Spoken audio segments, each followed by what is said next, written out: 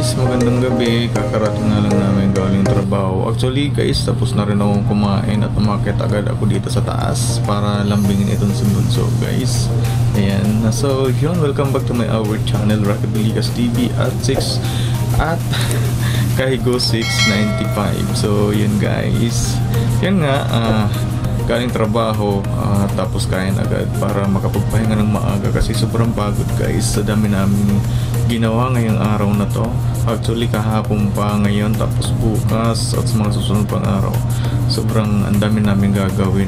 Sana matapos na agad para kahit paano mabawas-bawas naman yung gawa namin at makapagpahinga ng konti, diba? At yun na nga, nandito na ako sa kwarto namin guys at ayan, nilalambing ko na si Bunso kasi pagdating namin wala na siya sa baba, nandito na sila sa kwarto, natutulog na, pinatulog na siya ng ate niya, yung panganay ko guys. Ito siya, naglalambing na, nagpapalambing kay Papa. Yun nga, yun lang ang buhay ng Kahigos nyo pagkatapos galing sa trabaho maghapon, uwi ng bahay, kain hanggat may pasok pag kinabukasan, diretso sa kwarto para magpahinga ng maaga. At syempre pag isip kinabukasan, magpiprepare na naman para pagpasok sa trabaho ulit. So yun lang mga Kahigos.